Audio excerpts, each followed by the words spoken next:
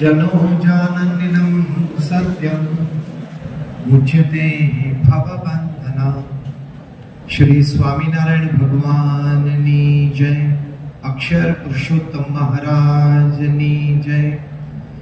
राधा कृष्ण भगवाननी जय। सियावर रामचंद्र भगवाननी जय। उमापति शंकर भगवाननी जय। प्रमुख स्वामी महाराजनी जय। महंत स्वामी महाराजनी जय। सूरत अक्षरधाम महोत्सवनी जय। कार्यकर स्वर्ण महोत्सवनी जय। प्रथम तो भगवान स्वामीनारायण चरणों में वंदन साथे गुरुहरि प्रमुख स्वामी महाराज અને પ્રગટ ગુરુહरि महंत स्वामी महाराजना चरणों में वंदन साथे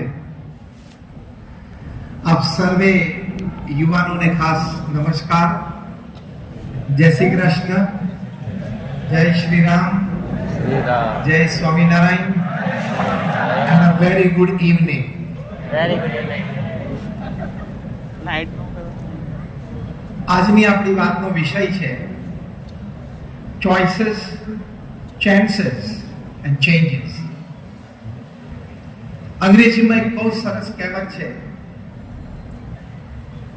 કે when you have many choices in front of you, એટલે કે તમારી સામે ઘણી બધી ચોઇસ કે આ કરું કે આ કરું, અહીંયા જાઉં કે અહીંયા જાઉં, આ લઉં કે પેલું લઉં, એકેડેમિકલી આ કોર્સ ફોલો કરું કે આ કોર્સ ફોલો કરું, એવી ઘણી બધી ચોઇસીસ લગભગ દરેક વાતે દરેક ક્ષેત્રમાં આપણે પડે પડે અનુભવીએ છીએ। તો આ કહેવત કહે છે કે when you have many choices in front of you, make a choice that has the power to give you a chance for a great change। આપણે પસંદગી એવી કરવી કે એ પસંદગી આપણને તાકાત આપે કે આપણે એક મોટું પરિવર્તન લાવી શકીએ। પછી આપણા વ્યક્તિગત જીવનમાં હોય, પારિવારિક જીવનમાં હોય, વ્યવસાયિક સામાજિક જીવનમાં હોય, જાહેર જીવનમાં હોય, પણ make a wise choice so you stand a good chance for a great change। એના પ્રોઝ અને કોન્સ વિચારીને આપણે એક સારી પસંદગી જીવનમાં કરવી પડે। વન ગુડ ચોઇસ, એક સારી ચોઇસ જીવનમાં થઈ જાય, રાહ અને ગતિ બંને બદલાઈ જાય। એન્ડ વન બેડ ચોઇસ, એક ખોટી પસંદગી જીવનમાં થઈ જાય તો રાહ અને ગતિ એ બંને મંદ પડી જાય। એટલે બહુ જ અગત્યનો વિષય છે। આમાં જીવનની કટોકટી સમાયેલી છે, જીવનની સાર્થકતામાં સમાયેલી છે અને જીવનના અંતે જીવનમાં પરિપૂર્ણતાનો અનુભવ થાય એની શક્યતા પણ આ વાતમાં છુપાયેલી છે કે જીવનકાળ દરમિયાન સમયાંતરે જ્યારે જ્યારે જીવનમાં જે પ્રસંગો બન્યા ત્યારે ત્યારે મેં પસંદગી યોગ્ય કરી। I made the right choice because that gave me the power, the chance for a great change। એણે મને એમ્પાવર કર્યો, મને તાકાત આપી કે હું જીવનમાં એક મોટું પરિવર્તન લાવી શકું। જો nothing is permanent upon this world, only change is permanent। આ બહુ સમજવા જેવું છે। પૃથ્વી પર કોઈ વસ્તુ સ્થાયી નથી, એક જ વસ્તુ સ્થાયી છે, પરિવર્તન। Change is the only constant. એટલે એવી ચોઇસ કરીએ કે આપણે એ ચેન્જમાં પોઝિટિવિટી લાવી શકીએ। જો કેટલી બધી પરિવર્તનશીલ આ દુનિયા છે। એક જમાનો તો ત્યારે બધા પોસ્ટકાર્ડ લખતા, ફેક્સ મશીન આવ્યું એટલે it killed postcard. Yes or no? પછી ઈમેલ આવ્યો તો it killed fax. અત્યારે ફેક્સના બધા મશીન ડબલા થઈ ગયા. એક જમાનામાં જે સ્ટેટસથી ઓફિસમાં રાખતા હતા આપણે બધા, એ અત્યારે ડબલા થઈ ગયા, કારણ કે ઈમેલ આવી ગયા. પોસ્ટકાર્ડને કોણે મારી નાખ્યું? ફેક્સ. અને ફેક્સને કોણે મારી નાખ્યું? ઈમેલ. એવી રીતે ગૂગલ આવ્યું તો ડિક્શનરી મળી ગઈ. કારણ કે હવે આપણે ડિક્શનરી ખોલતા નથી, કોઈ શબ્દનો અર્થ જોઈતો હોય, કોઈ નવો શબ્દ જોઈતો આપણે ગૂગલ જ ખોલીએ છીએ. Google killed dictionary. Internet killed library. એક નવું વાંચવું હોય, સારું વાંચવું હોય, કોઈ માહિતી જોઈતી હોય તો પહેલા બધા લાઇબ્રેરીમાં જતા. હવે ઘરે બેઠા નેટ ઉપરથી આપણને બધું મળે છે. સો ઇન્ટરનેટ કિલ્ડ લાઇબ્રેરી. એક જમાનામાં લોકો થિયેટરમાં પિક્ચર જોવા જતા, અત્યારે પણ જતા હોય, પણ એ કેબલ ટીવી આવ્યું એટલે થિયેટરોની આવક બહુ જ ઓછી થઈ. પણ કેબલ ટીવી પછી ડીવીડી આવ્યું તો કેબલ ટીવીની આવક ઓછી થઈ ગઈ. કારણ કે ઘર બેઠા જ્યારે જે જોવું હોય તે જોવા મળે. અને યુટ્યુબ આવ્યું તો ડીવીડી મળી ગઈ. સમજણ પડી? થિયેટર ને માર્યું કેબલ ટીવી, કેબલ ટીવી ને માર્યું ડીવીડી, અને ડીવીડી ને મારી YouTube. Changing world. It's an ever changing world. પરિવર્તન થયા જ કરે છે. કાળી પીળી ટેક્સી આવતી હતી, યલો કેબ. ઓલા અને ઉબર આવી એટલે યલો કેબ જતી હતી. એન્સાઇક્લોપીડિયા કેટલી મોટી વાત હતી. વિકીપીડિયા આવ્યું એટલે એન્સાઇક્લોપીડિયા મળી ગયું. તો આ પરિવર્તનશીલ જગત છે.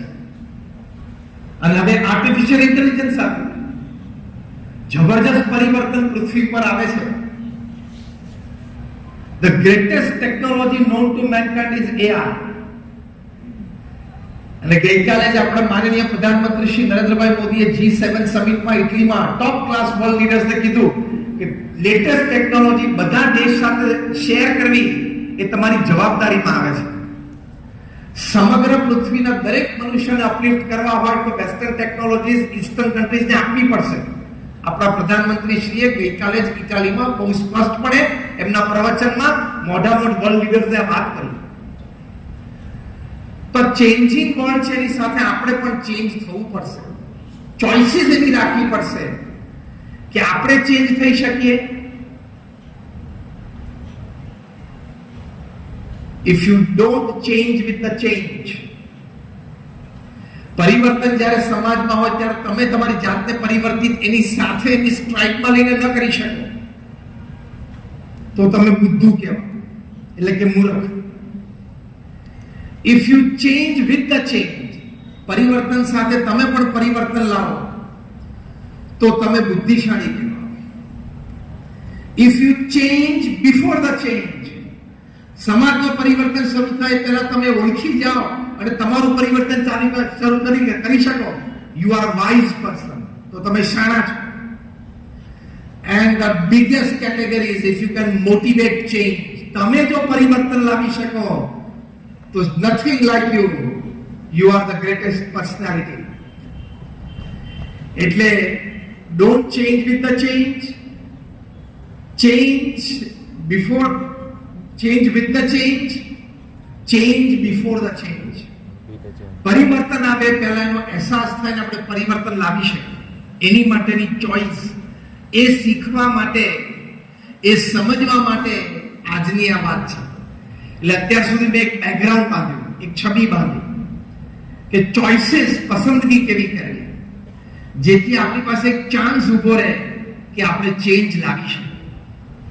અને આપણે બધાના મનમાં છે, before I leave this earth, I want to make a small change at the place where I found myself the whole life.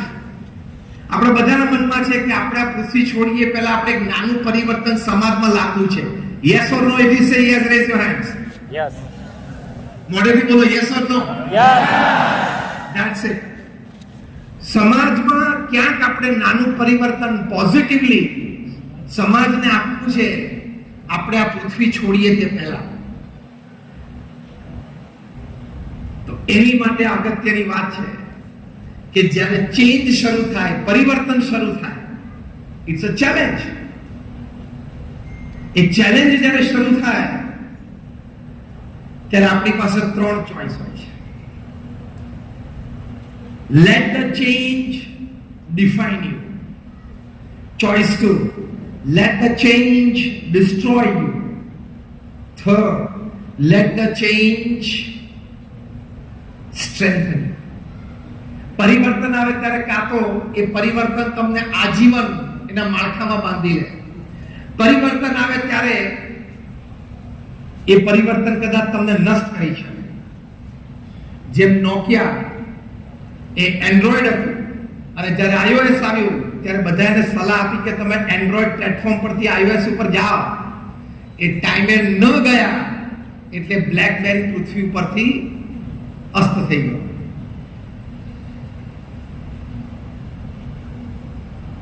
અને ત્રીજું લખ્યું કે લેટ ચેન્જ સ્ટ્રેન્થન યુ. પરિવર્તન તમને શક્તિશાળી બનાવે છે. પોઝિટિવલી લઈ જતો. તો હવે આપણે ચોઇસીસ કરવાની છે કે જ્યારે પરિવર્તન આવતું હોય અથવા મારે પરિવર્તન લાવવું હોય ત્યારે મારે કેવા પ્રકારની ચોઇસીસ રાખવી, પસંદગીઓ કેવા પ્રકારની રાખવી. તો પહેલી અગત્યની વાત છે, make a choice of seeing N opportunity in every happening. અત્યારે આ પૃથ્વી પર સૌથી મોટી વાત છે કે આપણા જીવનમાં આપણી સાથે જે કંઈ પ્રસંગો બને, જે કંઈ સંજોગો પરિસ્થિતિ આપણા જીવનમાં ઘડાય, એમાં હું તકને શોધીશ. એમાં મારી પ્રગતિ ક્યાં રહેલી છે એ હું શોધીશ. હું એ સંજોગો પરિસ્થિતિને ગાળ નહીં દઉં. મારા નસીબ ખરાબ છે એમ સમજીને હું ડિપ્રેશનમાં નહીં જતો રહું. સંજોગો પરિસ્થિતિ સુધરે ત્યાં સુધી હું રાહ નહીં જોઉં છું. સંજોગો પરિસ્થિતિ તો એના એ જ રહેવાના છે. હું પસંદગીઓ એવી કરીશ, હું એ રાહ અને ગતિ એ પ્રકારની રાખીશ કે ગમે તે સંજોગો પરિસ્થિતિ મારી માટે તક બની જાય. અત્યારે આ સૌથી ઇન્ટેલિજન્ટ વસ્તુ છે પૃથ્વી પર. Converting any situation, any happening with you in your life into N opportunity. જીવનમાં કંઈ પણ બને ને એને તકમાં ફેરવતા આવડવી જોઈએ. આ કળા શીખવાની. પછી તમે બીકોમ થયા, બીએ થયા, બીએસસી થયા, એમફાર્મ થયા, એમકોમ થયા, બી કમ્પ્યુટર થયા, આઈટી થયા, જે પણ તમે ભણ્યા એ બધાની વચ્ચે આ કળા મુખ્ય છે કે કોઈ પણ સંજોગ અને પરિસ્થિતિને તમે તમારા લાભાર્થે ફેરવી શકો છો. આપણા દેશના મુખ્ય વ્યક્તિ છે, એમનામાં કળા છે કે એમને કોઈ પણ ગાળ આપે, ગાળને મોટી વોટ બેંકમાં ફેરવી શકે છે. એ કળા છે. ઇટ્સ અ નેક. એ સામાન્ય વ્યક્તિમાં ના હોય. એમ આપણે એ કળા શીખવી પડે. ગૂગલ કંપનીના સીઈઓ, અત્યારે તો આલ્ફાબેટ ઇન્કના પણ સીઈઓ કહેવાય, સુંદર પિચાઈ, એ પોતાના જીવનનો એક સરસ પ્રસંગ આ બાબતે લખે છે. 2004ની સાલમાં જ્યારે પોતે અમેરિકાની ધરતી ઉપર સ્ટ્રગલ કરતા હતા, એક સારી જોબ મેળવવા માટે પોતે પ્રયત્નશીલ હતા. એમની પોતાની પાસે કોઈ સારી જોબ નહોતી. એ વખતનો એક પ્રસંગ એમના જીવનનો યાદ કરે છે કે મારા એક મિત્રએ એમની મેરેજ એનિવર્સરી હશે અને મને અને મારા પત્નીને એ દિવસે રાત્રે પોતાના ઘરે રાત્રિ ભોજન ડિનર માટે બોલાવ્યા. હવે વર્કિંગ ડે હતો, એટલે કે ચાલુ દિવસ હતો. એટલે મેં મારા પત્નીને એવું કહ્યું, સુંદર પિચાઈ લખે છે આ પ્રસંગ, કે હું ઓફિસ પરથી સીધો ઘરે આવીશ. એમને જોબ હતી પણ સેટિસ્ફેક્ટરી નહોતી, સામાન્ય હતી. એટલે કે હું ઓફિસ પરથી સીધો આવીશ કારણ કે સમય એવો છે. અને એના પત્નીને કીધું તું છે એ ત્યાં સીધા બોસના ઘરે પહોંચી જજે. રાત્રે 8 વાગે ડિનર ટેબલ ઉપર ભેગા થવાનું તો સુંદર પિચાઈ એમની ઓફિસથી નીકળ્યા અને એક્ઝિટ ચૂકી ગયા. હાથમાં એડ્રેસ તો હતું, લેખિત એડ્રેસ, કઈ એક્ઝિટ થી જવું એડ્રેસ બધું જ હતું, પણ એક્ઝિટ ચૂકી. અમેરિકામાં તમે એક્ઝિટ ચૂકો એટલે બીજા 25-50 માઇલનો ઘેરાવો થઈ જાય. આપણી જમીન ના હોય કે પેલા રિક્ષા વાળા પગ દેખાડી ગોળ ફરી જાય, યુટર્ન ના મારે. ત્યાંનું યુટર્ન ના, એ તમારે ગાડી આગળ જ ચલાવવી પડે. ફરી કુવાના એમને મોબાઈલ પરથી એમના હોસ્ટને ફોન કરનાર મિત્રને કે ક્યાં છો? હવે અમેરિકામાં ક્યાં છો ને એ તમે કહી ના શકો. એ દેશ એવો છે, એટલો વિશાળ છે. તમે અહીંયા આવો તો કહી શકો પેલા મહેતા ભજીયા હાઉસ કરું ને પછી બહાર જ ઉભો છું, ત્યાં આવું છે જ નહીં. ત્યાં અમેરિકામાં રેસિડેન્શિયલ ડાઉનટાઉન એટલું જુદું છે ને તમે મોઢે બોલી ના શકો હું અહીંયા છું એમ. બધું સરખું જ હોય. જેમ ગાંધીનગરમાં અમુક રસ્તા ઉપર તમે જાઓ તો સરખું જ લાગે, આખું અમેરિકા એવું જ લાગે. એટલે બિચારા વર્ણન પણ કઈ રીતે કરે હું ક્યાં છું. અને આ બાજુ 8, 8:15, 8:30 થયા, બીજા ગેસ્ટને નીકળવું એટલે બધા જમવા તો બેસી ગયા. જમી નીકળવા પણ માંડ્યા. સુંદર પિચાઈ એમના મિત્રના ઘરે રાત્રે 10 વાગે પહોંચ્યા. માફી માંગી. એમના પત્ની પણ એ વખતે જમીને નીકળી ગયેલા, કારણ કે સંતાનો નાના હતા અને બીજે દિવસે સ્કૂલ હતી એટલે એમને ઘરે પહોંચવાનું જ હતું. પછી સુંદર પિચાઈ એમના મિત્ર સાથે થોડું જમ્યા અને પછી ઘરે ગયા. એટલે ઘરે એમના પત્ની એમને ખૂબ ખીજાણા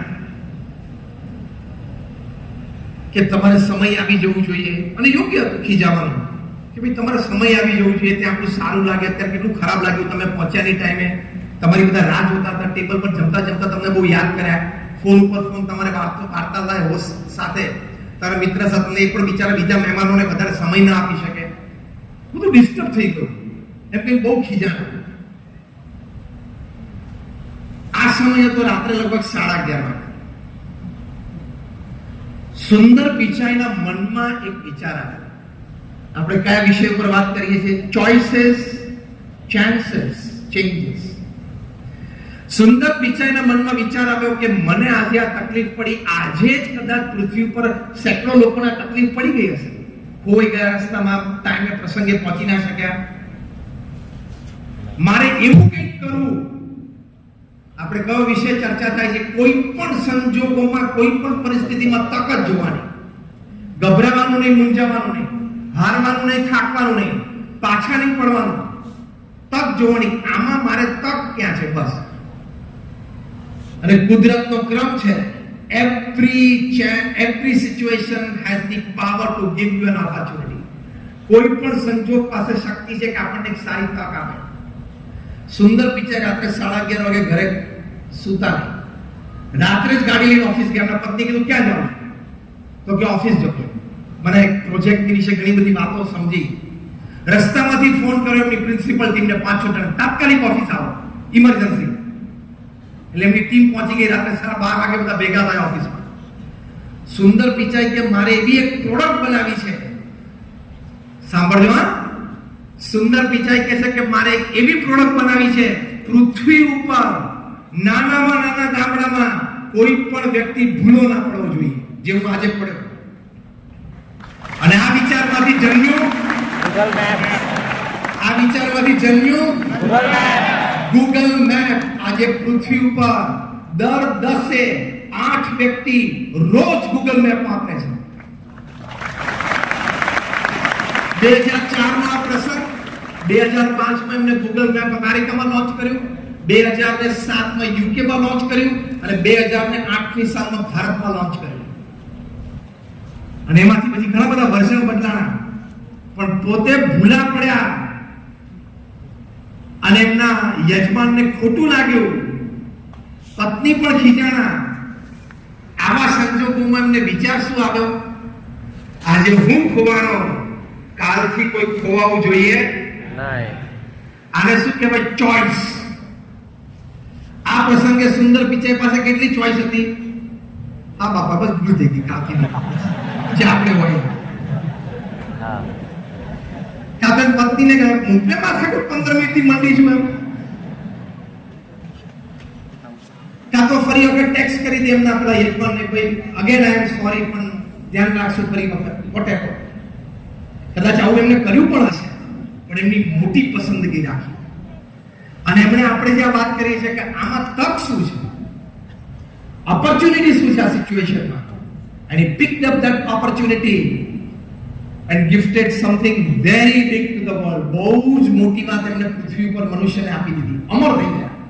ગૂગલ મેપ દ્વારા સુંદર પિચાઈ અમર થઈ ગયા. તો પહેલો મુદ્દો ચોઇસમાં આપણે રાખીએ છીએ કે કોઈ પણ સંજોગોમાં તક શોધવી એ પસંદગી રાખવી. પ્રમુખ સ્વામી મહારાજને લંડનમાં એક ભવ્ય મંદિરનું નિર્માણ કરવું હતું. લેટ 80s અર્લી 90s ની વાત કરું. એટલે બીએપીએસ સંસ્થાએ લંડનમાં હેરો વિસ્તારમાં એક જમીન ખરીદી. જેમ આપણે અત્યારે અહીંયા સુરતમાં અક્ષરધામ ભવ્ય થઈ રહ્યું છે કણાદમાં, તે વખતે આવો જ એક ભવ્ય પ્રોજેક્ટ હતો.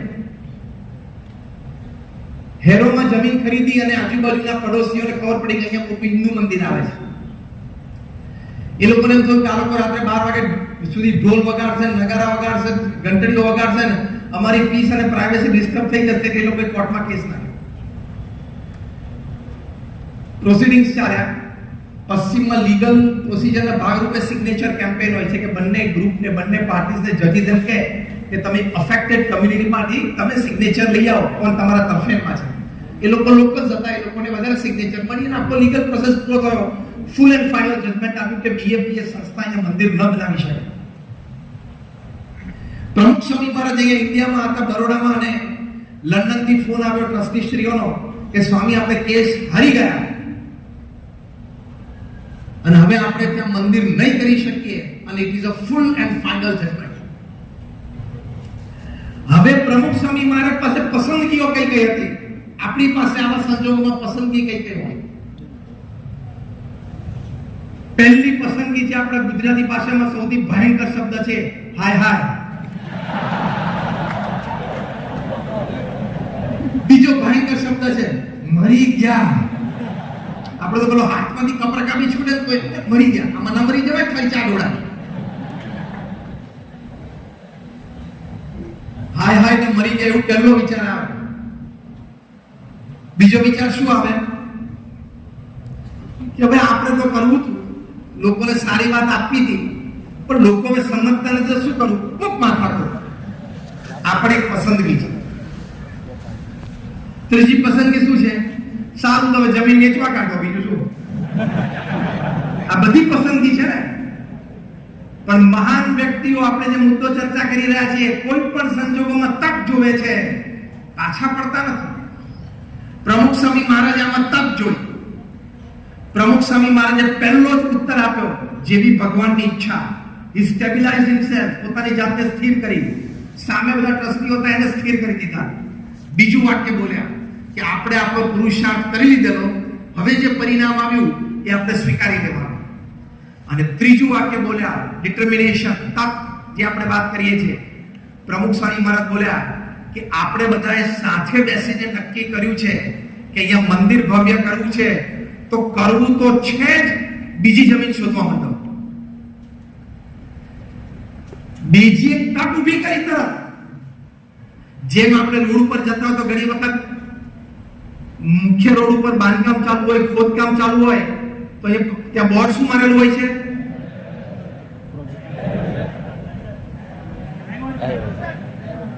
ડાયવર્ઝન. અટકવો જોઈએ નહીં, માણસ રોકાવો જોઈએ નહીં.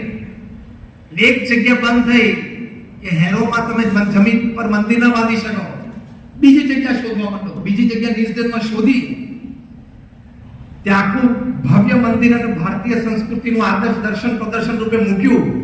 અને 1995 જ્યારે પ્રમુખ સ્વામી મહારાજે ઇનોગ્રેશન કર્યું ત્યારે દુનિયાના નંબર 1 મેગેઝિન રીડર્સ ડાયજેસ્ટે લખ્યું કે it is the 8th wonder of the world, દુનિયાની 8મી અજાયબી છે. એવું કામ કર્યું.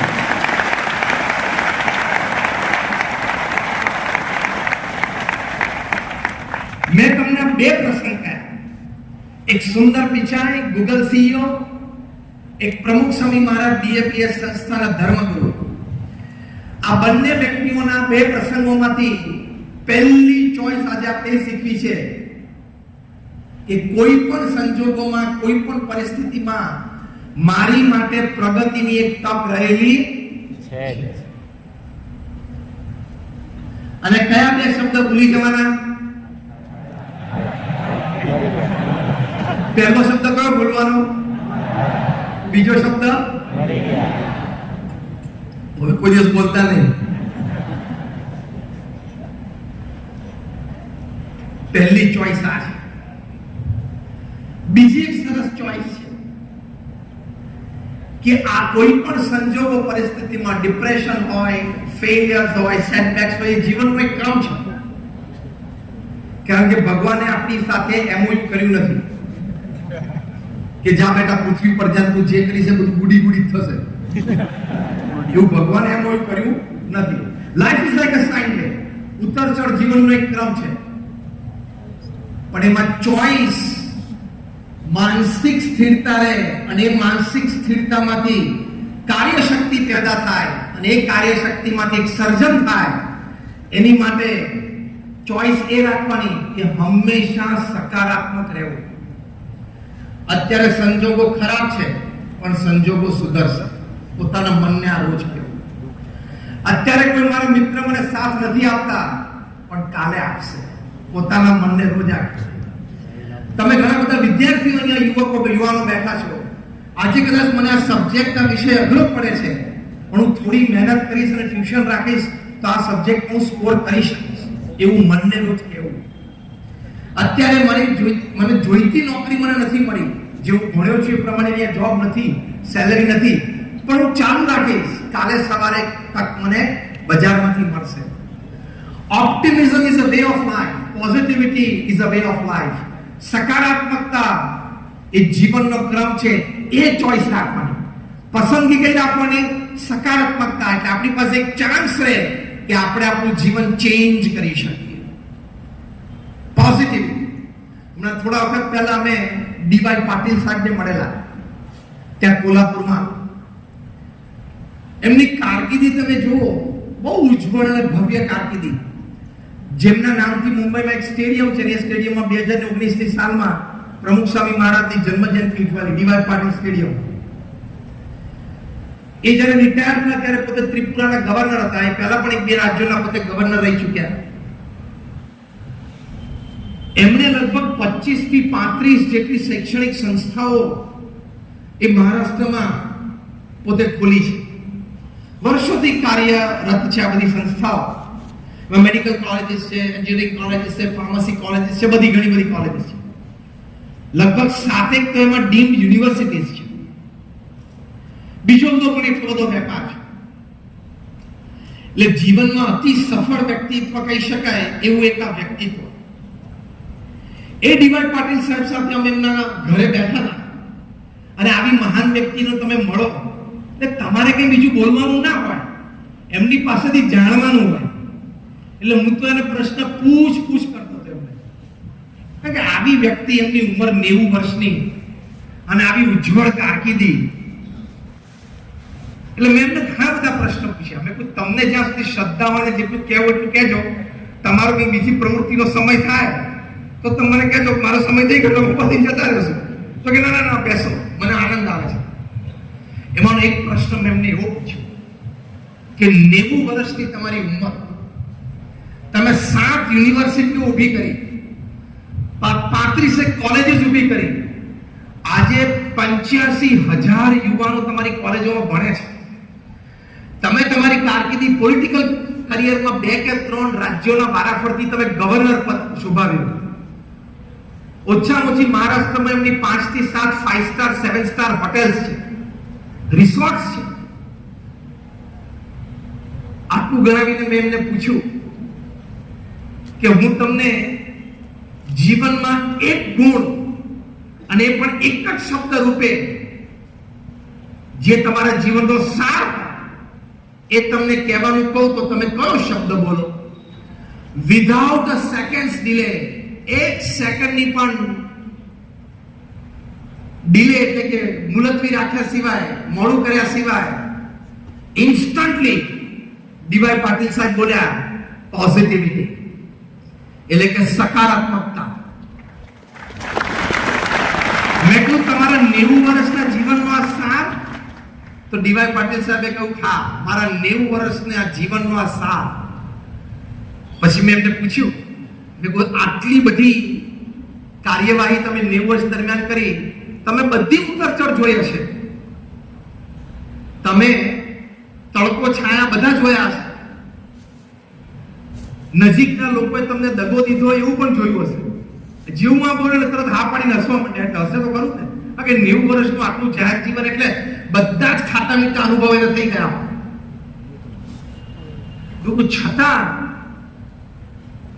તમે આ સદગુણને પકડી રાખ્યો, ત્યારે ડીવાય પાટીલ સાહેબે બહુ સરસ વાત કરી, 90 વર્ષનો જીવનનો અનુભવ. એમણે કહ્યું આ એક જ વિચારના લીધે હું કઠિનમાં કઠિન પરિસ્થિતિમાં ઝઝૂમી શક્યો અને ટકી શક્યો. પોઝિટિવિટી, સકારાત્મકતા, પ્રોસ્પેરિટી થિંકિંગ. એ પ્રેક્ટિકલ શું છે? સવાર ઉઠો અને ભગવાનનું નામ સ્મરણ કરો, પછી પહેલી વાત પોતાની જાતને કરવાની, ટુડે બિલોંગ્સ ટુ મી. આજે મારો દિવસ છે. તમે બેડરૂમનો બારી ખોલો અને પહેલો સૂર્યનો કિરણ અંદર આવે, ઇટ ઇઝ અ રે ઓફ હોપ. એ મારી માટે આશા લઈને જન્મ્યું છે. એ સકારાત્મકતા છે. આજે હું ઘરની બહાર નીકળીશ એટલે કોઈ વ્યક્તિ મને મળશે જે મને મદદરૂપ થશે અથવા માર્ગદર્શન આપશે. એ સકારાત્મકતા છે. આજે મારી પાસે એક મોટો પ્રશ્ન છે જેનું સમાધાન ઘણા વખતથી આવતું નથી, પણ હવે આવવું જોઈએ. એ સકારાત્મકતા છે. એટલે પોઝિટિવિટી, આ બીજો મુદ્દો આપણે આજે શીખીએ છીએ, સમજીએ છીએ. એની ચોઈસ રાખવી. કોઈ પણ સંજોગો પરિસ્થિતિમાં સકારાત્મક રહેવું. કારણ કે તમે સેજ પણ નેગેટિવિટીમાં જશો એટલે ડિપ્રેશન આવશે, સ્ટ્રેસ આવશે, ટેન્શન આવશે અને આત્મહત્યા સુધી યુવાનો, વિદ્યાર્થીઓ પહોંચી જાય છે. હા કે ના? એટલે એ ન આવે એની માટે સકારાત્મક રહેવું, પોઝિટિવ થઈ શકે છે.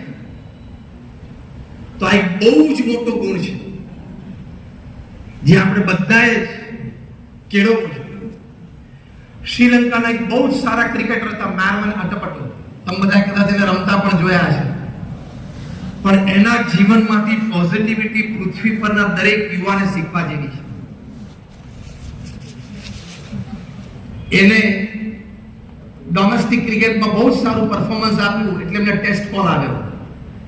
શ્રીલંકા ટૂર કરતી એટલે બહાર જતી હતી, તો પ્લેઇંગ 11 સાથે જોડાયા. જીવનની પહેલી ઇન્ટરનેશનલ અપિયરન્સ, પહેલી ટેસ્ટ, ફર્સ્ટ ઇનિંગમાં બેટિંગમાં પહેલી ઇનિંગ્સમાં 0, બીજી ઇનિંગ્સમાં 1 રન. એટલે એમને બેન્ચ કરી દેવામાં આવે, એટલે બેસાડી દેવામાં આવે. અને શ્રીલંકા બીજા દિવસે પાછા મોકલી દીધા, ભાઈ આને આખી સિરીઝ ના રમાડે. તો આ તો અપમાન છે ને જાતકો છે. ઘરે આવીને કોઈ પણ વ્યક્તિ બેસી જાય ને કે લે કેમ આવું થયું, અને પેલા બે શબ્દ એ આવે એના મનમાં. મારવાના પટ્ટુ એ પોઝિટિવિટી રાખે. રમવું તો છે જ. આજે ના રમી શક્યો, કાલે રમીશ.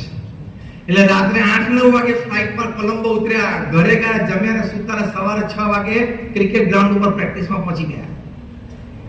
21 મહિના સુધી પ્રેક્ટિસ પણ કરી અને ડોમેસ્ટિક લોકલ ક્રિકેટમાં પરફોર્મન્સ પણ આપ્યું. એટલે પાછો ટેસ્ટ કોલ આવ્યો. કમનસીબે પાછું શ્રીલંકા ટૂર કરતી હતી, પાછા બહાર ગયા. પહેલી ટેસ્ટ, પહેલી ઇનિંગ 0, સેકન્ડ ઇનિંગ 0. પાછા બેન્ચ કરી દેવામાં આવ્યા અને બીજા પ્લેનમાં શ્રીલંકા પાછા મૂકી દેવામાં આવ્યા કે આને રમાડાય નહીં, આ જોખમ છે. આ પણ ભાઈ તરફ પણ આ વખતે એમના પરિવારજનોએ કહ્યું કે તું વિચારી લે, ક્રિકેટ રમ, એનો વાંધો નથી, પણ હોબી તરીકે રમ. રોજ સવારે 2 કલાક રમ, એમાં કઈ ના નથી. પણ આપણી ફેમિલી ઓફિસ છે, બિઝનેસ ઓફિસ છે, એમાં તું જોઈન થઈ ગયા. અને પાછા માર્ગન પટ્ટુ, રાહુલ દ્રાવિડની જેમ ચાર્ટર્ડ એકાઉન્ટન્ટ હતા, ક્વોલિફાઈડ સીએ.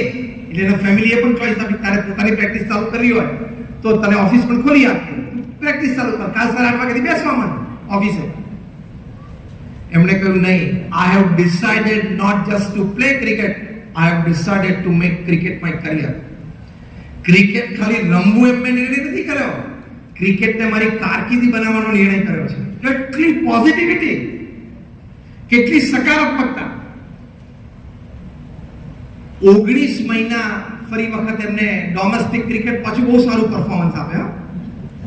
19 મહિના પરફોર્મન્સ આપે એટલે પાછો ટેસ્ટ કોલ આવ્યો. તો બહુ યુનિક કહેવાય, ન આવે, બહુ અઘરું છે.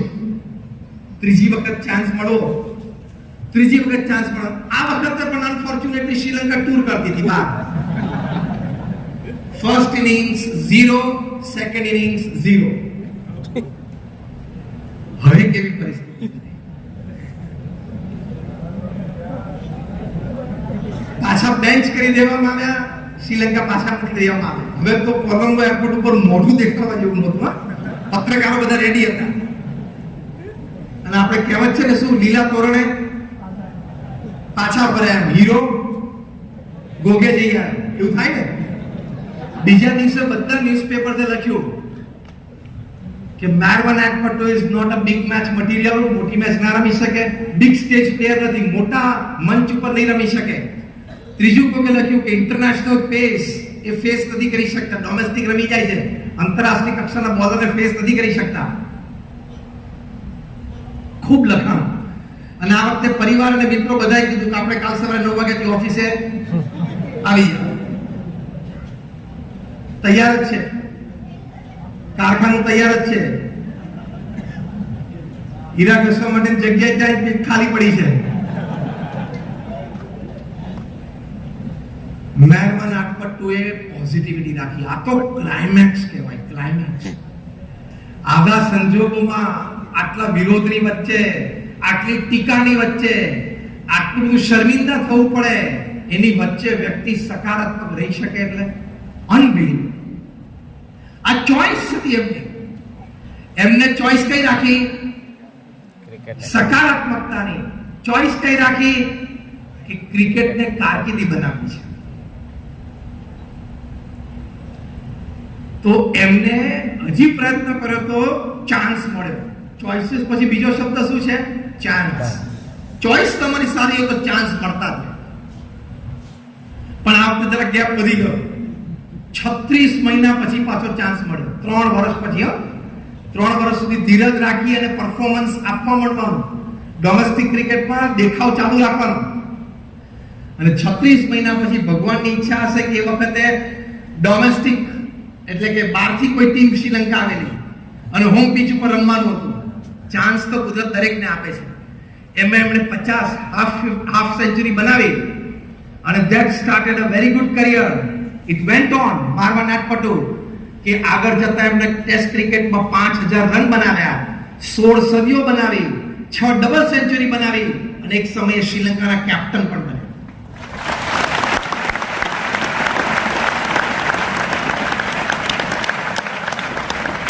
એટલે કાલે સવારે તમે કોઈ કંપનીમાં ઇન્ટરવ્યુ આપવા જાઓ, તમે રિજેક્ટ થાઓ એટલે બહાર નીકળતા વિચારવાનું મારવાન આટપટુ. ખ્યાલ આવ્યો? કાલ સવારે તમે કોઈ કોલેજમાં, સારી કોલેજમાં, સારા કોર્સ માટે આપણી ઈચ્છા હોય, તમે એડમિશન લેવા કે ના મળ્યું, વિચારવાનું મારવાન આટપટુ. આ ચોઈસ છે તો તમને ચાન્સ મળશે for a great change. Change શું લાવી શકે મારવાન આટપટુ? પોતાની કારકિર્દી ક્રિકેટમાં બનાવી શક્યા. અને આજે આટલા વર્ષો પછી આટલા બધાની હાજરીમાં આપણે એમને યાદ કર્યા અને એમનામાંથી પ્રેરણા લીધી. ચોઈસ રાખવી પડે એની એક. તો that makes a very big difference. પ્રમુખ સ્વામી મહારાજ ગુરુ પદે આવ્યા પછી 1974ની સાલમાં પહેલી વખત પ્રદેશ જતા હતા. નૈરોબી લેન્ડ થયા અને ત્યાં પોલિટિકલ ડિસ્ટર્બન્સ ઘણું બધું હતું, રાજકીય ધમાલ થઈ. એની વચ્ચે જે કંઈ મિસઅન્ડરસ્ટેન્ડિંગ ઊભી થઈ અને ત્યાંથી ઓફિશિયલ ગવર્નમેન્ટનો ઓર્ડર આવ્યો કે પ્રમુખ સ્વામી અને સંતોએ નૈરોબીની ધરતી ઉપર ઉતરવાનું નથી. એના એ જ પ્લેનમાં પાછું આવવાનું થયું મુંબઈ. હવે કેટલું ભયંકર અપમાન થાય, કારણ કે મુંબઈમાં આગલા દિવસે તો ભવ્ય વિદાય લઈને નીકળ્યા હતા. આ કેવું કહેવાય ખબર? તમારી ભાષામાં તમને સમજાવો કે તમે ઘોડા ઉપર ચડીને વરરાજો ગયો હોય માંડવે,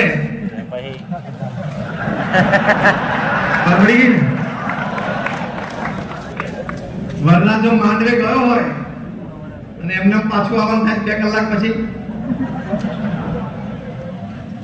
અને એમાં કદાચ કારણ કઈ વ્યાજબી જેવું થોડું કોઈ બરોબર છે, કારણ એ બહાર આવે કે ત્યાં ટુ બી બ્રાઇડે ના પડતી, ના આની જોડ ના હોય તો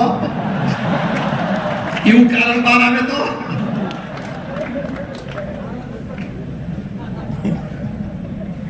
આ તો એક તમને દ્રષ્ટાંતથી સમજાવું છું. પ્રમુખ સ્વામી મહારાજને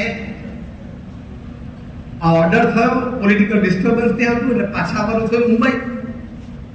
પ્રમુખ સ્વામીના ચહેરા ઉપર એક લકીર ફરી, સાથેના સંતો બધા સાક્ષી. એમના ચહેરા ઉપર આનંદ ઓછો ના થયો. અને વર્તે આવતી વખતે અમારા એક વડીલ સંત પૂજ્ય કોઠારી સ્વામી એમને ડાયરી આપી કે સ્વામી આમાં કંઈક લખી આપો ને. હવે આવું અપમાન થયું અને એમાં તમને કોક કંઈક લખી આપો ને આગો જા અત્યારે માથાકૂટ ના કરીશ, મગજ ફરેલો છે અત્યારે. પ્રમુખ સ્વામી મહારાજે પેન લઈને હસતા હસતા લખ્યું કે આપણે પોતાની જાતને અક્ષર આત્મા માનીએ. આ સમજાવવા માટે જ સુરતનું અક્ષરધામ બને છે. આટલું જ સમજવા માટે, આટલું સમજ્યા કે બધી ચોઈસીસ આવી ગઈ અંદર. અહીંયા મહંત સ્વામી મહારાજ સુરતમાં કણાદમાં અક્ષરધામનું નિર્માણ કરી રહ્યા છે આટલું જ સમજાવવા માટે. પ્રમુખ સ્વામી મહારાજે વખતે લખ્યું કે આપણે પોતાને અક્ષર માનીએ, એટલે કે હું આત્મા છું, હું શરીર નથી. તો પછી માન અપમાન ક્યાં રહ્યું? અને બીજે દિવસે એમને સભામાં બધા ભેગા થયેલા, આવી રીતે સભા થઈ તો બધાને ખૂબ આનંદ કરાયો. એ વખતે ચોઈસ કોઈ પણ વ્યક્તિ પાસે શું હોય કે જ્યાંથી આપણે વિદાય લીધી છે ત્યાં તો નથી જ જવું. પ્લેન ડાયવર્ટ કરો અથવા તો મુંબઈ એરપોર્ટ પરથી અમદાવાદ જતા રહો. નો. બીજી ચોઈસ કોઈ એ વ્યક્તિ પાસે શું હોય કે ભાઈ આપણે હમણાં 5 દિવસ સ્વામી બીમાર છે ને એવું જાહેર કરી દે, બહાર નહીં દેખાય, કારણ કે બીજો વ્યક્તિ તો મોઢું ના દેખાડી શકે. એ ચોઈસ પણ પ્રમુખ સ્વામી ના રાખી. ચોઈસ કઈ રાખી? ભગવાનની ઈચ્છા. આપણે તો કઈ ખોટું નથી કર્યું ને, તો ચહેરા ઉપર લકીર ફરી નહીં, પોતાનો આનંદ ઓછો ન થયો. બીજા દિવસે એટલી સ્ફૂર્તિથી આનંદથી બધાની વચ્ચે જાણે કંઈક બન્યું જ નથી એવી નોર્મલ પોઝિશનમાં, નોર્મલ એટીટ્યુડમાં, નોર્મલ બિહેવિયરમાં બધા આવી શક્યા. આ ચોઈસ એમને રાખી તો આ પ્રસંગ અનેક સંતો, ભક્તો, કાર્યકર્તાઓને પ્રેરણારૂપ બની ગયો છેલ્લા 50 વર્ષમાં.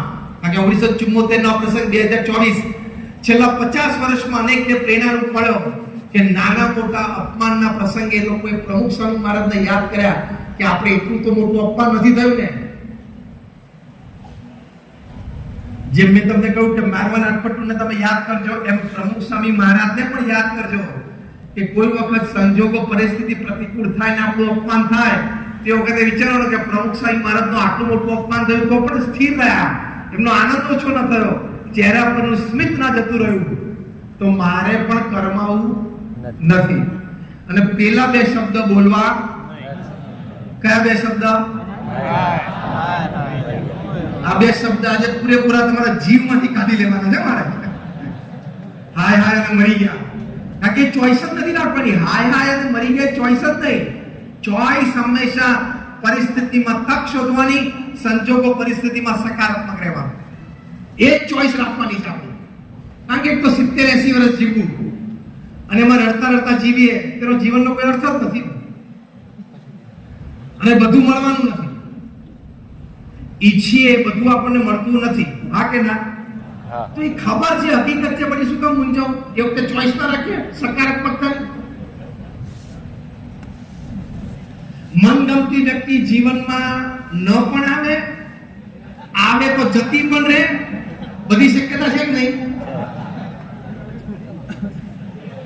મનગમતો આઈફોન મળે પણ ખરો, નાય મળે, મળ્યા પછી ખોવાઈ જાય અને ચોરાઈ જાય, શક્યતા છે કે નહીં? If there are all possibilities right in front of you, then why are you crying? Make a choice of living happily.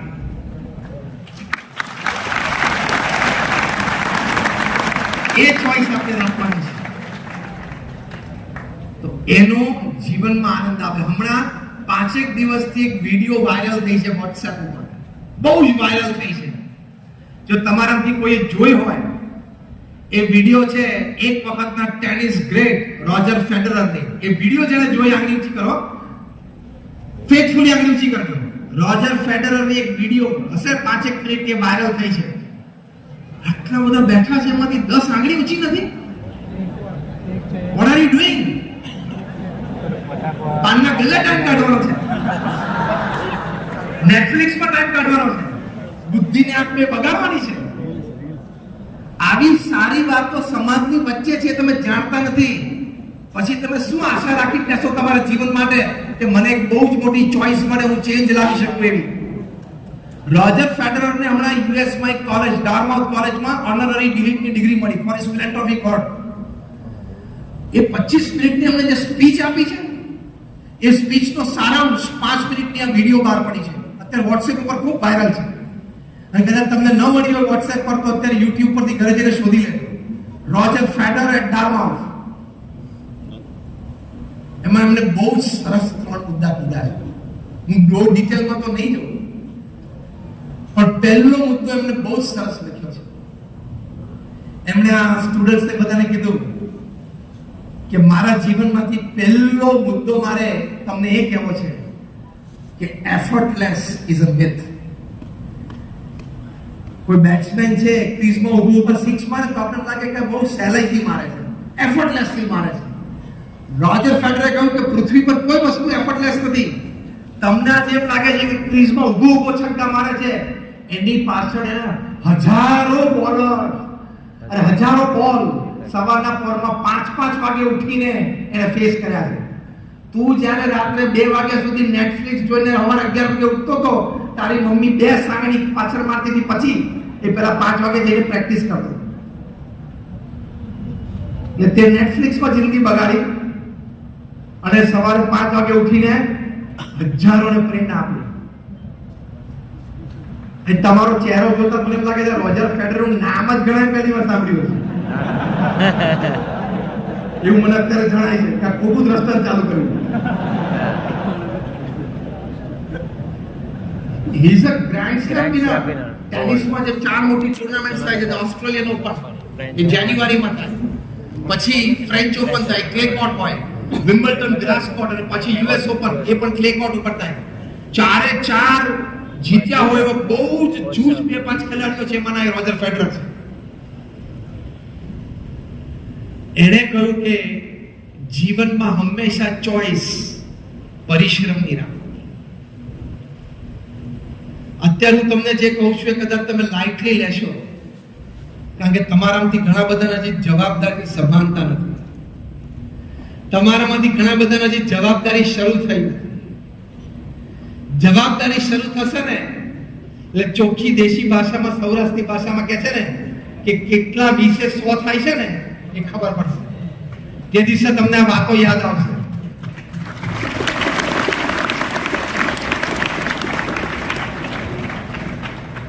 કે જીવનમાં હંમેશા આ ચોઈસ નંબર 3 તમને શીખવાડું છું કે પરિશ્રમની ચોઈસ રાખવી, તો તમે જીવનમાં તમને એક ચાન્સ મળે કે તમે મોટું પરિવર્તન લાવી શકો. પરિશ્રમની ચોઈસ. ઈસ્ટ આફ્રિકાના જંગલમાં એક કહેવત છે કે રોજ સવારે જે ધીમામાં ધીમો સિંહ હોય ને એને ઝડપીમાં ઝડપી, એટલે ધીમામાં ધીમા હરણ કરતા થોડુંક તો ઝડપી દોડવું પડે, તો એ સાંજ પડે ખોરાક મેળવીને જીવતો રહે, એ તો મરી જાય. અને ધીમામાં ધીમું દોડતું જે હરણ હોય ને એને ઝડપીમાં ઝડપી જે સિંહ દોડતો હોય એનાથી થોડુંક તો ઝડપી દોડવું પડશે, નહીં તો એ સાંજ નહીં જોવે, એ મરી જશે. પછી બહુ જ સરસ રીતે કન્ક્લુઝન લખ્યું છે, whether you are the lion or the deer, when the morning rises you have to run. તમે સિંહ હો કે હરણ હો, સૂર્યોદય થાય એટલે દોડવું તો પડે.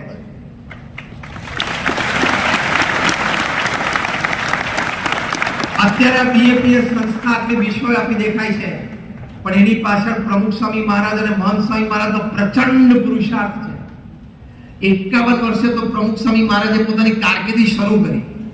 જ્યારે લોકો રિટાયરમેન્ટનું વિચારે ત્યારે 51 વર્ષ પછી 95 વર્ષની ઉંમર સુધી એ 45 વર્ષમાં પ્રમુખ સ્વામી મહારાજે 1300 સંસ્થાઓ ઊભી કરી.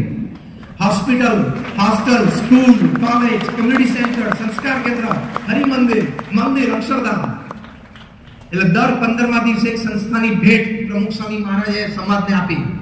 જમીન સંપાદનથી માંડીને સંસ્થાનું બાંધકામ પૂરું થવું, એને ચલાવનાર અમારા સ્વયંસેવકો, સમર્પિત વ્યક્તિઓ મળી જવા, બીજો પેઇડ સ્ટાફ મળી જવો અને સંસ્થાને ઉદ્ઘાટન કરીને સમાજની સેવામાં મૂકી દેવી. આ જમીન સંપાદનથી ઉદ્ઘાટન સુધીનો સમારોહ એ દર 15મા દિવસે પ્રમુખ સ્વામી મહારાજે 45 વર્ષથી લગાતાર ચલાવ્યો. દુનિયાના 60 દેશોમાં 18,000 ગામો અને શહેરોમાં જાતે ગયા. 51 વર્ષની ઉંમરે પછીની વાત છે. ફરવા માટે નહીં, વ્યક્તિગત જીવનમાં ઉત્કર્ષ આવે, સામાજિક જીવનમાં સેવાઓ પ્રેરવા માટે, ભારતીય સંસ્કૃતિની ગરિમા વધારવા માટે. અનબિલીવેબલ હાર્ડવર્ક, કલ્પનાતીત પુરુષાર્થ કહેવાય. લોકો પ્રમુખ સ્વામી મહારાજને પત્ર લખતા, વ્યક્તિગત પારિવારિક પ્રશ્નો હોય એની માટે એવા 7.5 લાખ પત્રો એમણે વાંચ્યા અને ઉત્તર આપ્યો. એટલે કે 45 વર્ષ સુધી રોજના 50 થી પણ વધારે પત્રોના લેખિત ઉત્તર એમણે આપ્યા. આ બધું કોન્કરન્ટલી ચાલ્યું. સાથે સાથે 3.5 લાખ ઘર, ઓફિસ, ફેક્ટરી કે દુકાનોમાં પધરામણી કરી. અમારા જેવા 1200 સંતોને એમણે દીક્ષા આપી. 80,000 નો વોલેન્ટિયર ફોર્સ ઉભો કર્યો. આમાંથી કોઈ પણ એક આઈટમ તમે પકડીને ચાલો ને તો એ જિંદગી પૂરી થઈ જાય. તો બધી આઈટમ એક જીવનમાં પૂરી કરી હશે એ પુરુષાર્થની કક્ષા કઈ કહેવાય.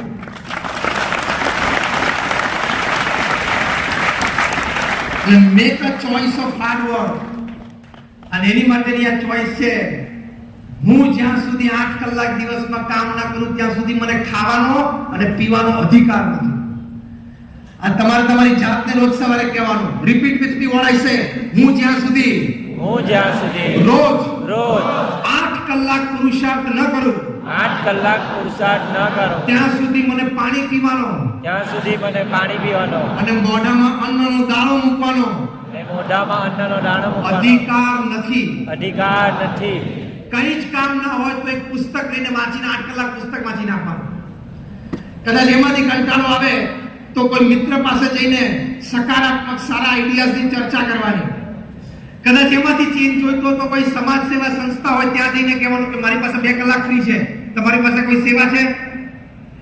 કદાચ એ પણ ના થઈ શકે તો ઘરની બાજુમાં મંદિર હોય ત્યાં શિવજીની મૂર્તિ હોય, ભગવાન રામની મૂર્તિ હોય, કોઈ પણ ઈષ્ટદેવની ભગવાનની મૂર્તિઓની સામે બેસીને 2 કલાક માળા ફેરવાની. Engage yourself 8 hours, but don't go on Netflix.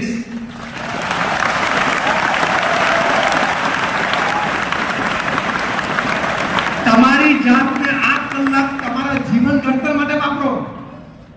તમારો જીવન ઉન્નત બને એની માટે તમે 8 કલાક તમને આપો. જ્યાંથી તમારું જીવન બગડી શકે છે ત્યાંથી નહીં. હમણાં નેટફ્લિક્સે જાહેરાત આપી છે, ખબર તમને? ચેલેન્જિંગ જાહેરાત છે. એમ નેટફ્લિક્સે કહ્યું કે અમે અમારા બધા પ્રતિસ્પર્ધીઓને હરાવી દીધા છે. હવે એક જ પ્રતિસ્પર્ધી બાકી છે જેને હરાવવાનો છે, અને એ છે માણસની ઊંઘ. એને પણ અમે હરાવશું. શું તાકાતથી બોલે છે! નેટફ્લિક્સે શું જાહેરાત આપી? બધા અમારા ચેલેન્જર્સ અને પ્રતિસ્પર્ધીને અમે હરાવી દીધા. હવે એક જ પ્રતિસ્પર્ધી બાકી છે. કોણ? Human sleep. માણસની ઊંઘ એક જ અમારો દુશ્મન છે, એને પણ અમે હરાવશું. તો આપણે પણ સામે ચેલેન્જ આપો ને કે હું 8-10 કલાક મહેનત કરીને મારું લાઈફ એવું બનાવીશ, નેટફ્લિક્સ મારી ઉપર સિરિયલ બનાવે. Make a choice of hard work. આ માટે આપણે કયો મુદ્દો સમજી રહ્યા છીએ? આપણે પરિશ્રમનો, મહેનત કરવાનો એક અભિગમ કેળવીએ, એક પસંદગી રાખીએ કે પુરુષાર્થ કરવો જ છે. તો પરિશ્રમી વ્યક્તિ છે, પુરુષાર્થી વ્યક્તિ છે, એ જીવનમાં ખૂબ આગળ વધી શકે છે, એ જીવનમાં ખૂબ પ્રાપ્ત કરી શકે છે. એટલે પરિશ્રમનો એક ચોઇસ હંમેશા આપણે જીવનમાં રાખીએ. બીજી એક સરસ ચોઇસ તમને શીખવાડવાની છે,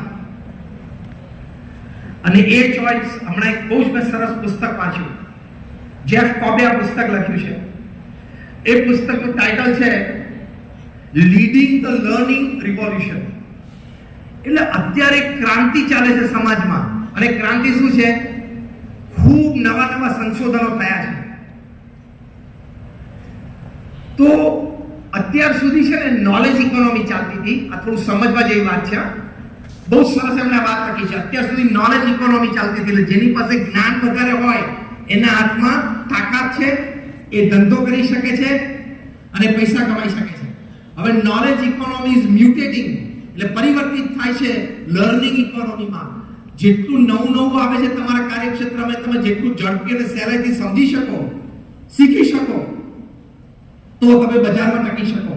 નવી વાતો જે આવે તમે જેટલી જલ્દી શીખી શકો, સમજી શકો અને અપનાવી શકો, તો તમે ટકી શકશો. એટલે knowledge economy is mutating towards learning economy. એમાં એમણે બહુ સરસ વાત લખી છે કે દરેક વર્કિંગ પીપલ આજે ચેન્જ આવી રહ્યો છે, પરિવર્તન આવી રહ્યું છે, એને જેટલો વહેલો સ્વીકારી શકશે, સમજી શકશે, એ ટકી શકશે. જેફ કોબે બહુ સરસ પુસ્તક લખ્યું છે. મેં તો તમને સારાંશ આપ્યો. એટલે તમે જે પણ કાર્યક્ષેત્રમાં હો તમારે રિસર્ચ ચાલુ જ રાખવાની કે મારા કાર્યક્ષેત્રમાં શું નવી વાત આવે છે,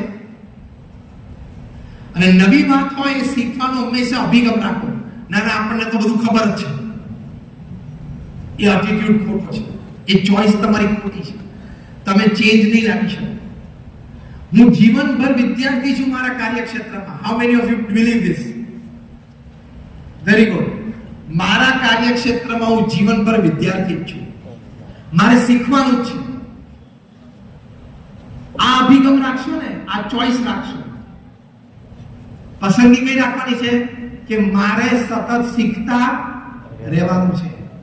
એ પસંદગી રાખશો ને તો તમને હવામાંથી શીખી શકશો, પાણીમાંથી શીખી શકશો, કોઈના બે શબ્દોમાંથી શીખી શકશો, કોઈનું વર્તન જોશો તો શીખી શકશો.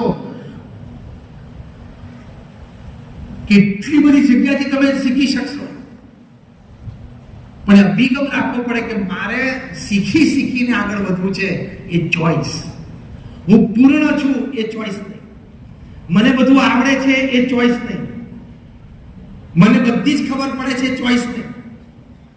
મારા કાર્યક્ષેત્રમાં મારે ઘણું બધું શીખવાનું છે એ ચોઈસ નાખવાની. તો તમને ચાન્સ રહેશે કે તમે એક મોટો ચેન્જ લાવશો. સચિન તેંડુલકર મદ્રાસમાં એક રેસ્ટોરન્ટમાં જમતા હતા. જે એમને સર્વ કરતા હતા એ વેઇટરે એકવાર સર્વિંગ આપ્યું, સેકન્ડ સર્વિંગ આપ્યું, થર્ડ સર્વિંગ આપ્યું. એટલે સચિને એકવાર એમની સામે જોઈને થેન્ક યુ કહ્યું. આમ તો થેન્ક્સ બોલે, થેન્ક્સ થેન્ક્સ, પણ ત્રીજી વાર એકદમ એમની આંખમાં આંખ મિલાવીને કીધું. એટલે વેઇટર બહુ રાજી થઈ ગયા. અને વેઇટર પાસે એમના ફેન હતા. એટલે એમને વળીને સચિનને કીધું કે sir I M your friend, હું તમારો ચાહક છું. એટલે સચિને ફરી વખત સ્માઈલ આપીને થેન્ક યુ કહ્યું. ચોથી વખત આવ્યા એટલે પેલા વેઇટરને જરા હિંમત આવી, કારણ કે સચિને સામેથી રિસ્પોન્સ આપ્યો, બે વાર સ્માઈલ આપી, એટલે હિંમત આવી ગઈ. સચિને એટલે પેલા વેઇટરે સચિન તેંડુલકર જ્યારે એના પીક ઉપર હતા, 2005, 6, 7 ની વાત છે. વેઇટરે સચિન તેંડુલકરને કહ્યું કે સર મારે તમારા બેટિંગ બાબતે એક સજેશન છે.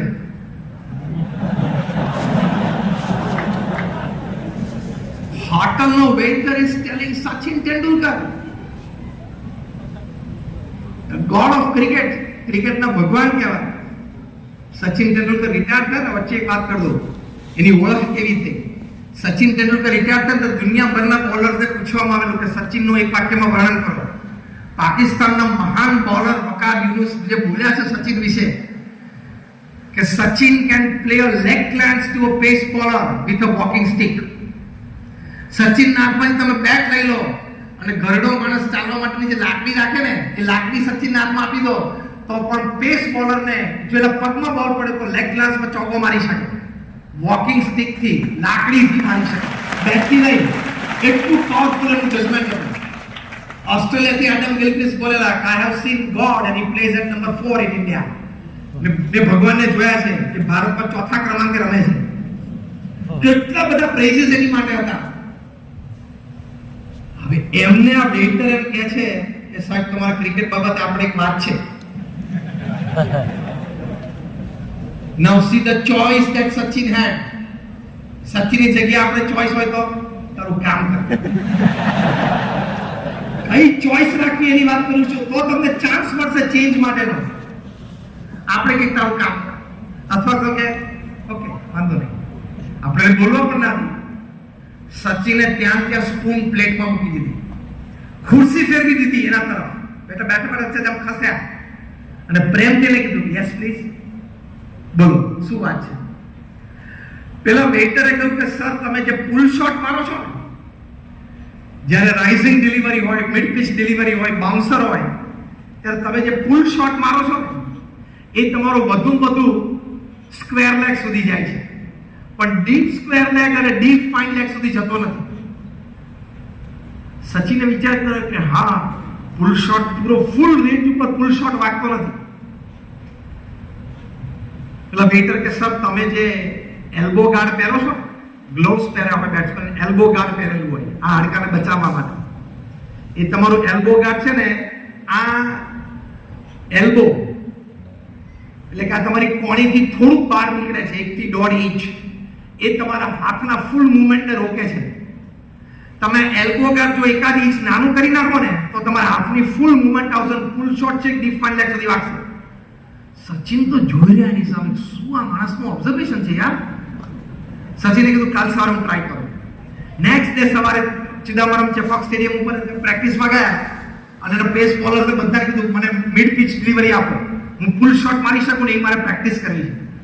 બધાએ પ્રકારની ડિલિવરી નાખીને એમને સ્ટ્રોક મારે લાગ્યું કે આ ફૂલ એટલે પેલી એલ્બો ગાર્ડથી એમનો હાથની ફૂલ એક્સટેન્શન રોકાઈ જતું.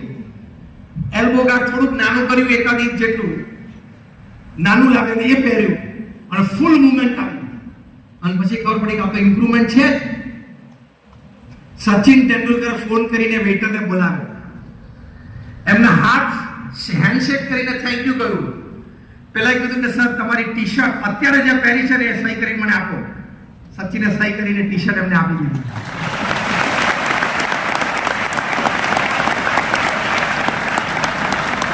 જો સચિન તેંડુલકર શીખવાની ચોઈસ રાખતા હોય તો આપણે બધા અહીંયા બેઠા છે કોઈ સચિન નથી.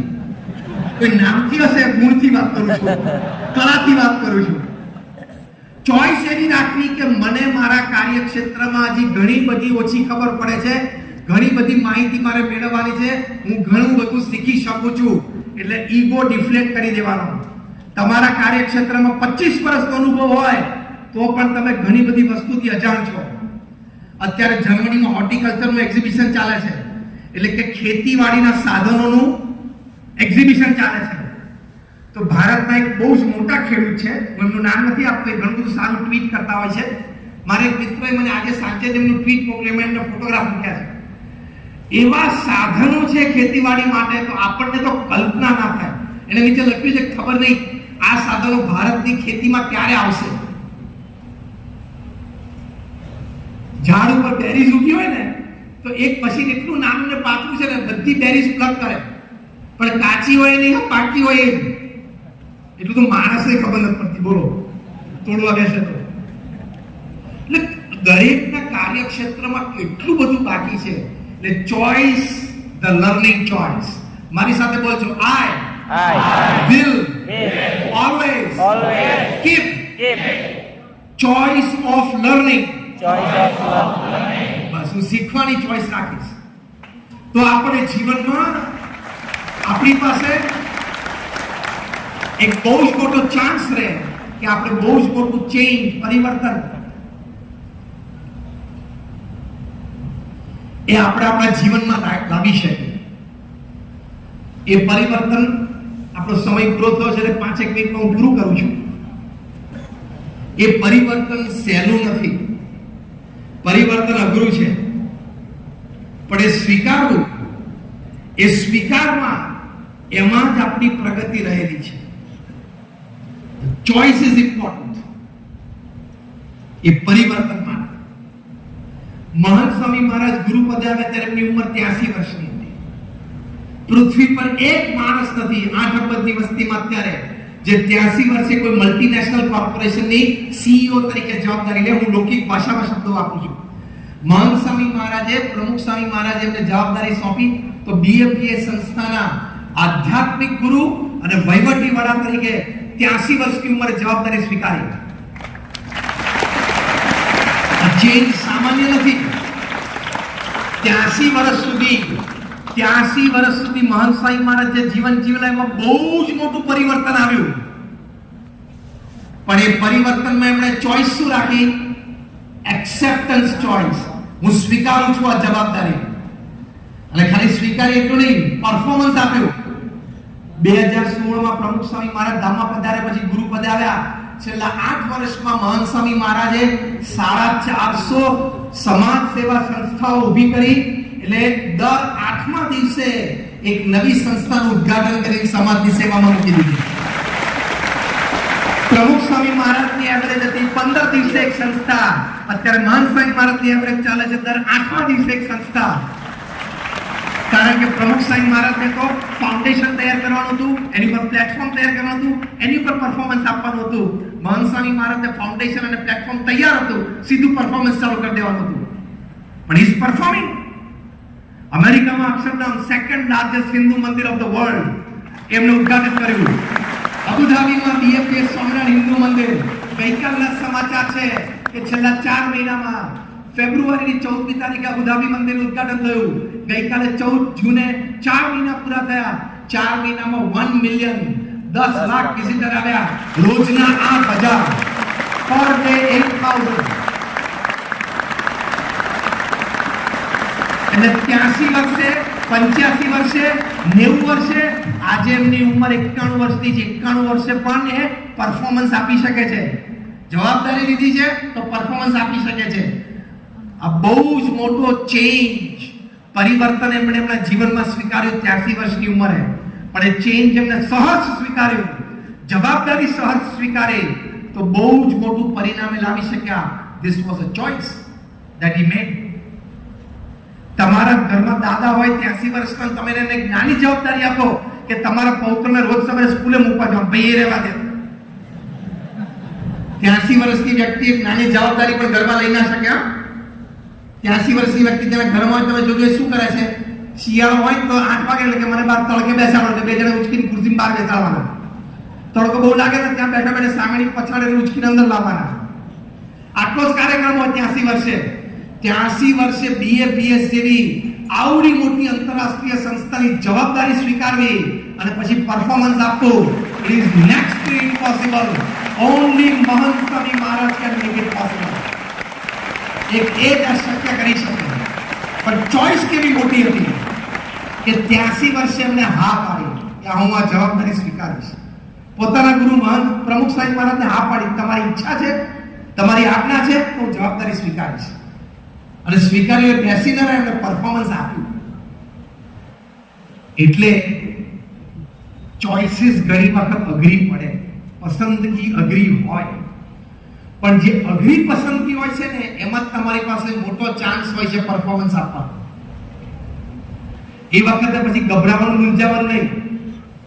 રોહિત શર્મા અને વિરાટ કોહલી બે જણા ફરિયાદ કરવા ચાલુ કરે, નાના યાર બોલ તો 90 માઇલની સ્પીડે આવે છે બોસ, બહુ તાકાત, બહુ પેસ્ટી ડિલિવરી ફેંકાય છે સામે. ભાઈ એટલે તમને બેન મોકલે, બાકી આપણે બધા નહોતા. જ્યાં 90 અને 95 માઇલ્સ પર આવરની ડિલિવરીઝ પડતી હોય, 135, 140, 145 કિલોમીટર પર આવરની ડિલિવરીઝ પડતી હોય, અને આપણે કઈ નહીં ગંજી લેંગો પહેરી ટીવી ની આમે મમરા બેઠા બેઠા કે આવડતું જ નથી આ બે રમતા. કારણ કે હમણાં છેલ્લી મેચમાં યુએસ ની સામે બંને જણા બહુ ઓછા રનમાં આઉટ થઈ ગયા. સૌરભ નેત્રાવલકરે બંનેને વિકેટ લીધી. આપણે કે બોલ આઉટસાઇડ ની ઓસ્ટન જતો તો ત્યાં મારા જમ શું જરૂર હતી? તારે ગંજીને લેંગો પહેરીને ઘરમાં પંખો ચાલુ કરીને એસી ચાલુ કરીને અને તું આખી જિંદગી કોલસાથી કોકની દિવાલ ઉપર સ્ટમ્પ દોરીને એની દિવાલ બગાડીને ધોકાથી રમીને મોટો થયો, અને ત્યાં તું કોમેન્ટ આપે છે. ચોઇસ રાખો કે ખોટી ટીકા ટિપ્પણ ના કરવી. આપણે એ ચોઇસ રાખવાની કે હું આ જવાબદારી સ્વીકારું ને હું કરી શકું. That is a choice. ટીકા કરતા તો બધાને આવડે છે, એમાં કઈ મોટી વાત નથી. બરોબર નહોતું, આ જમવાનું બરોબર નહોતું, આ સમોસા જોડા ચટણી ચાલે જ નહીં, આવું એને પહેરાય જ નહીં, આ પેન્ટ જોડા ટી શર્ટ જામે જ નહીં. તને કોણે આ બધું કરવાનું કીધું છે? તમારા ઘર પાસેથી જાન જતી હોય ને, આમ જાન તો ગેલેરીમાં બેઠો એક તો હવારે મોડો ઉઠ્યો હોય કે રાતે પાછું 3 વાગ્યા સુધી શું જોયું હોય? આઈ કઢાવવાનું છે તો વારે વારે યાદ કરવાનું. રાતે 3 વાગ્યા સુધી નેટફ્લિક્સ જોયું એટલે સવારે 11 વાગે ઉઠે અને બ્રશ કરતો કરતો પાછો સાંભળે કે નીચેથી કોઈક જાન નીકળે છે, તો પાછું બ્રશ કરતો કરતો બહાર ગેલેરીમાં જાય. એમાં તું પણ તે પાછું ખેર પાછું પેરા પર બગાડ નીચે વાળા, અને પછી અંદર આવીને પકડો કરીને કે બે જણા જાણતા નથી. તો તે નક્કી કરેલું બે જણાને જામે નહીં તો તારે નક્કી કરવાનું છે કેવી રીતે જમાડવું. અને જામીને છૂટા પડી ગયા તો એકાદાની જવાબદારી તારે છે. મુક્તે માથાનું ચોઇસીસ સારી રાખો.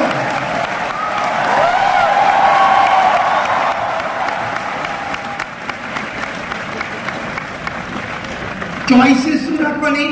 મારી શક્તિ, મારા વિચાર, મારી અને મારા સમાજના પ્રગતિ માટે વપરાવા જોઈએ.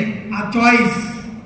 તો આવા ખોટા ટીકા ટિપ્પણમાં, ખોટા ટાઈમ બગાડવામાં આપણી પાસે કોઈ પ્રકારની શક્તિ જ નથી.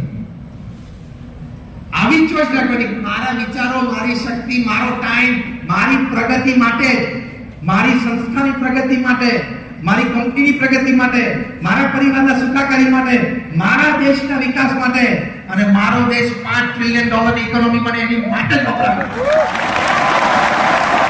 એની માટે જ વપરાવી જોઈએ. એ ચોઈસ રાખજો.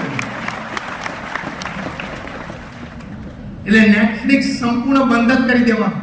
એ આપણી એનર્જી બગાડે છે, આપણો મેમરી પાવર બગાડે છે. એનું રિફ્લેક્શન તમારા સંબંધો ઉપર આવશે. સંબંધોમાં કોઈક વખત એની ઇફેક્ટ આવી જશે ને મોટી ભૂલ કરી બેસશો, આ જીવન પસ્તાવાનો વારો આવશે. ચોઈસ રાખવાની કે આવી કચરપટ્ટી મગજમાં ઘૂસવા નથી દેવી. બધા ઓટીટી પ્લેટફોર્મ્સ ઉપર જે પ્રોડક્શન આવે છે, એક પણ પ્રોડક્શન એવું નથી કે જે તમે પરિવાર બધા સાથે બેસીને જોઈ શકો. એમાં રાઈટ ઓર રોંગ? દ્વિઅર્થી શબ્દો વપરાય છે, દ્વિઅર્થી વાક્યો, ડાયલોગ્સ બોલાય છે, દ્વિઅર્થી એક્શન્સ થાય છે. હું તો સ્પષ્ટ કહું છું કે આ બધા ઘણા બધા ઓટીટી પ્લેટફોર્મ્સ ઉપરના પ્રોડક્શન્સમાંથી એક્સ્ટ્રા મેરિટલ અને પ્રી મેરિટલ રિલેશનશિપ્સ કેવી રીતે બાંધવા એ બધા શીખી જાય છે. કેવી રીતે લગ્નેતર સંબંધો બાંધવા ત્યાંથી જ શીખે છે. આમાં મગજ બગાડ. 70-80 વર્ષનું જીવન, હાથ પગ શક્તિ બુદ્ધિ ભગવાને આપ્યા છે, વિચારો સારા આપ્યા છે. આવો એક સત્સંગ, મંદિરનો યોગ, આવા આપણા સંતોનો યોગ, તમારી પાસે 2-5 સારા મિત્રો હશે, 2-4 સારા શિક્ષકો તમને શીખવાડનારા છે. પછી તમે તમારું જીવન ઉન્નત ન બનાવી શકો, તમે નામ ન બનાવી શકો, તો એ તમારી ભૂલ છે. એટલે ચોઈસ એ રાખવાની. છેલ્લી વાત બોલું છું, પસંદગી એ રાખવાની કે જે વાત, જે વિચાર, જે ક્રિયા એ મને મારી પ્રગતિમાં રોકતી હોય એ પસંદગી હું ક્યારેય નહીં કરું. હું એવી જ પસંદગી કરીશ કે આ વાત, આ વિચાર, આ ક્રિયા મને લાભાર્થી હોય, મારા સમાજના લાભાર્થી હોય, દેશના લાભાર્થી હોય, એ જ પસંદગી રાખીશ. તો મને ચાન્સ મળશે કે હું એક બહુ જ મોટું પરિવર્તન લાવી શકું, એક બહુ જ મોટો ચેન્જ એવું લાવી શકું. તો આવી રીતે થોડી પસંદગીઓ છે. આપણો સમય પણ થઈ ગયો છે, પણ આ એક વાત છે કે ચોઈસ સારી રાખજો તો you stand a good chance for a great change. ભગવાન સ્વામિનારાયણના ચરણોમાં પ્રાર્થના છે, અમારા ગુરુવરી મહંત સ્વામી મહારાજના ચરણોમાં પ્રાર્થના છે કે અહીંયા બંધાતું આ સુરતમાં, કણાદમાં અક્ષરધામ, એના હેતુઓ આ જ છે કે દરેકનું જીવન ઉન્નત બને. ગાંધીનગર અક્ષરધામ, દિલ્હી અક્ષરધામના ઉદ્ઘાટન સમારોહમાં પ્રમુખ સ્વામી મહારાજ આ લખેલું કે આનો હેતુ શું છે? દરેકનું જીવન ઉન્નત બને. તો એ અક્ષરધામ છે. તો એનો લાભ આપણને સુરતવાસીઓને મળ્યો છે. માટે join yourself in sum way with Akshardham. Akshardham સાથે કોઈક રીતે તમે જોડાજો. તમે યુવા સભામાં આવશો, તમે જોડાયેલા છો. યુવા સભાના કાર્યક્રમમાં તમે ભરશો એ જોડાયેલા છો. Make a choice of BAPS યુવક સભા. Rays your hands if you say yes. Yes. હાથ ઊંચો રાખજો, હાથ ઊંચો રાખજો. હું બોલાવું એમ બોલજો. આઈ પ્લેજ. એટલે કે હું પ્રતિજ્ઞા લઉં છું કે આઈ વિલ, એટલે કે હું ચોક્કસપણે અટેન્ડ યુવક સભા at BAPS અડાજણ. BAPS મંદિર અડાજણમાં યુવા સભામાં હું આવીશ. Thank you very much and prayers for all of you.